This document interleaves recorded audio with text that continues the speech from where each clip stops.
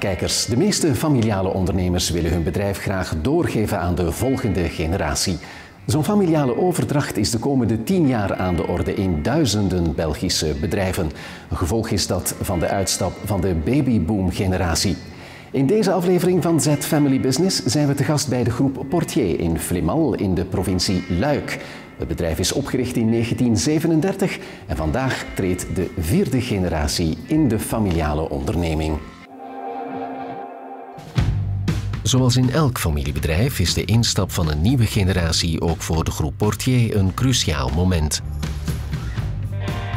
De 3e generatie staat nog niet lang aan het roer, maar ze is zich bewust van de lange tijd die het proces van de overdracht vraagt. Je commence à avoir une certaine expérience, puisque étant arrivé très tôt dans l'entreprise, moi j'ai l'impression d'avoir accompagné la fin de la transmission de mon grand-père à mon père et à mon oncle, d'avoir accompagné mon père et mon oncle dans la transmission à ma génération, et donc encore la mienne. Donc j'aurais envie de vous dire, moi, cette expérience-là, il me semble qu'il faut un moment de réflexion, et assez étonnamment, je l'estime à 10 ans. Réflexion, mise en place peut-être, les configurations, et puis se mettre d'accord, on décide. Et puis je crois qu'il y a un accompagnement qui dure plus ou moins 10 ans aussi. Et puis ça s'alterne parce que voilà, maintenant, moi, ça fait 10 ans qu'on est en train de réfléchir à comment passer à la 4e génération. Donc on va maintenant s'atteler à faire entrer la 4e. Et puis alors après ce sera à eux de prendre en main et de réfléchir à la transmission.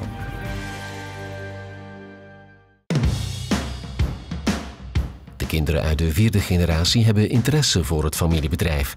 Maar wat hun rol precies zal worden, is nog niet uitgemaakt. Tant mon frère que moi, nous avons élevé nos enfants, nous tentons d'élever nos enfants, ils sont tous majeurs aujourd'hui, en leur disant « faites ce que vous aimez ».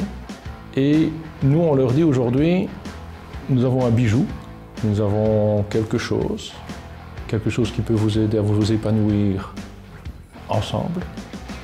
Vous avez un bien commun. Surtout cajolez-le, surtout aimez-le.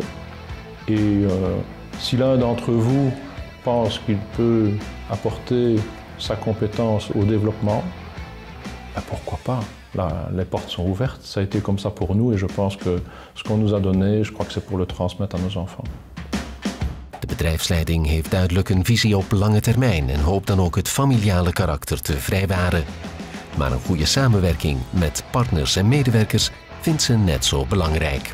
Et oui, on est optimiste, on a conscience qu'on a eu de la chance jusqu'à aujourd'hui et que finalement c'est peut-être en restant raisonnable, en restant ce qu'on est, en se respectant qu'on y arrivera et surtout en partageant parce que je crois que tout seul on n'est rien.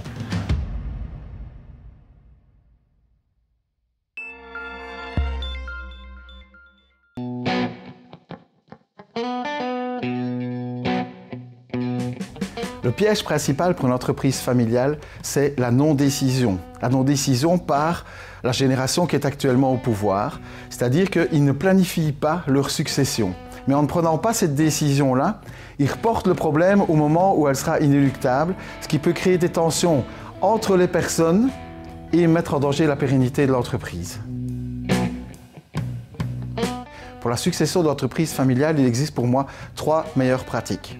La première, c'est la rédaction d'une charte familiale qui va être partagée par tous, où il y a à la fois la nouvelle et l'ancienne génération qui vont travailler de concert pour partager un ensemble de visions. Dans cette charte familiale, on va parler de gouvernance, de pouvoir de décision, de rôle de fonction entre actionnaires actifs, actionnaires passifs, également de politique de rémunération pour ceux qui travaillent, de politique de dividendes pour l'ensemble des actionnaires et pourquoi pas de politique de valorisation de l'entreprise si certains actionnaires ou certaines générations voulaient sortir au bout d'un moment. La deuxième pratique, c'est l'ouverture au monde externe, soit en engageant des dirigeants expérimentés qui apportent de la valeur au sein de l'entreprise et qui travaillent de concert avec les membres de la famille qui y travaillent, soit en recrutant au sein du conseil d'administration des administrateurs indépendants qui peuvent ouvrir de nouveaux horizons.